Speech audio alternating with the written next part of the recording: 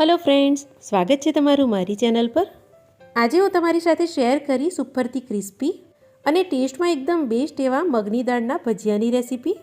અને આ દાળવડા બનાવવા માટે આપણે એક સ્પેશિયલ મસાલો બનાવીશું જે તમને ઘણો જ પસંદ આવશે। તો ચાલો બનાવવાનું શરૂ કરીએ। અહીંયા મેં મગની દાળને 4 થી 5 કલાક માટે પાણીમાં પલાળી દીધી હતી અને આપણે અહીંયા છોડાવાળી મગની દાળ લેવાની છે, કારણ કે છોડાવાળી મગની દાળના દાળવડા બહુ જ ટેસ્ટી બને છે। તો જુઓ, દાળ આપણી સરસ રીતે પલળી ગઈ છે। તો દાળનું પાણી આપણે નિતારીને દાળને ધોઈ લઈશું અને આમાં આપણે છોડા થોડા થોડા રહેવા દેવાના છે। તો બધું પાણી મેં અહીંયા નિતારી લીધું છે અને જો આ રીતે આપણે થોડા થોડા છોડાને રહેવા દેવાના છે, કારણ કે આ છોડાથી જ દાળવડા બહુ જ ટેસ્ટી બને છે। સારી રીતે પાણીને નિતારીને આપણે દાળને મિક્સીના જારમાં નાખી દઈશું અને પાણીને આપણે બરાબર નિતારવાનું છે, કારણ કે આમાં આપણે બિલકુલ પણ પાણીનો ઉપયોગ નથી કરવાનો। હવે આમાંથી આપણે એક મુઠ્ઠી જેટલી દાળને રહેવા દેવાની છે, કારણ કે આનાથી આપણા દાળવડા દેખાવમાં સરસ લાગશે અને ટેસ્ટમાં પણ। હવે આપણે દાળને કરકરી પીસી લઈશું। તો જુઓ, પાણી નાખ્યા વગર જ મેં દાળને કરકરી પીસી લીધી છે।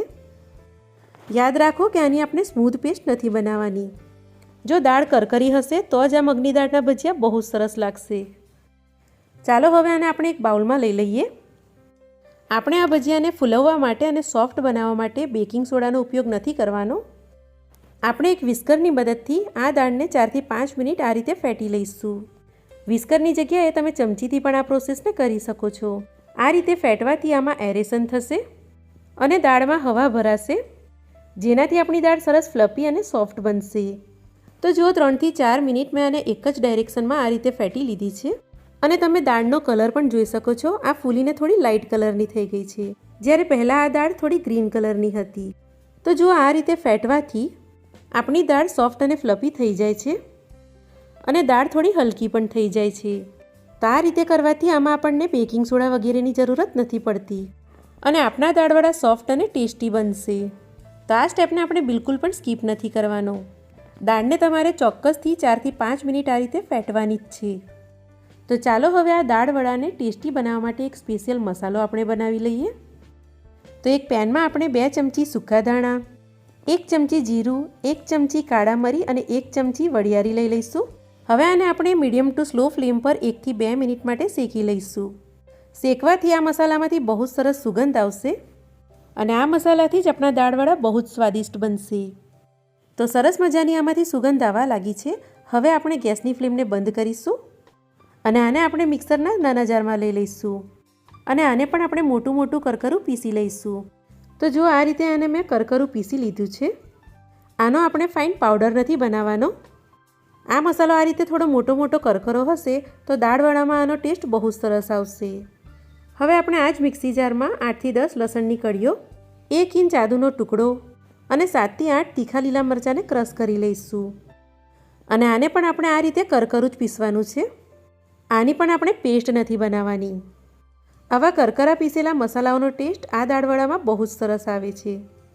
હવે આપણે જે બેટરને ફેટીને ફૂલાવી લીધું હતું એમાં આપણે જે આખી મગની દાળ રાખી હતી તે નાખી દઈશું અને જે આપણે આ કરકરો મસાલો પીસ્યો હતો તે પણ આમાં નાખી દઈશું અને સાથે જ આપણે આદુ, લસણ અને મરચાં પણ નાખી દઈએ। હવે આપણે એક મોટી ડુંગળીને આ રીતે પાતળી પાતળી લાંબી કાપીને નાખી દઈશું। આની જગ્યાએ તમે ડુંગળીને બારીક કાપીને પણ નાખી શકો છો। હવે આ રીતે આપણે વધુ પ્રમાણમાં આમાં ધાણા નાખીશું। લીલા ધાણા આ રીતે વધુ પ્રમાણમાં નાખવાથી આ દાળવડાનો ટેસ્ટ ખૂબ જ વધી જાય છે। હવે ટેસ્ટના હિસાબે આપણે આમાં મીઠું નાખીશું અને અડધી ચમચી જેટલું જ આપણે લાલ મરચું પાવડર નાખીશું। આનાથી કલર સરસ આવશે। હવે આપણે આ બધી સામગ્રીને હાથોથી સારી રીતે મિક્સ કરી લઈએ। તો જો આટલા જ મસાલા આમાં જાય છે અને આમાં આપણે જે કરકરા મસાલા નાખ્યા છે એનાથી જ આપણા આ દાળવડા બહુ જ સ્વાદિષ્ટ બને છે અને સુગંધ પણ બહુ સરસ આવે છે। અને આમાં આપણે જ્યારે આ ડુંગળી અને બધા મસાલા નાખીએ છીએ ત્યારે જ આપણે તેલ ગરમ કરવા મૂકી દેવાનું છે, જેથી આપણે દાળવડાને તરત જ ફ્રાય કરી શકીએ।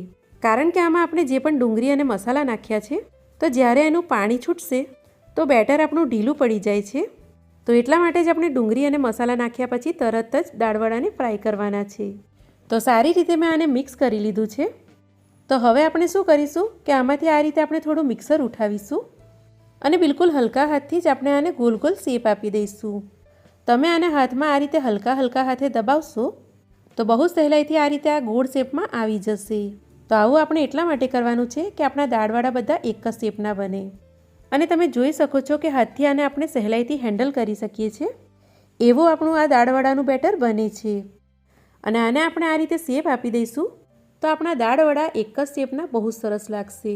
અને જો તમને ગમે તો રફલી કોઈ પણ શેપમાં ઉઠાવીને આ દાળવડાને તમે ફ્રાય કરી શકો છો.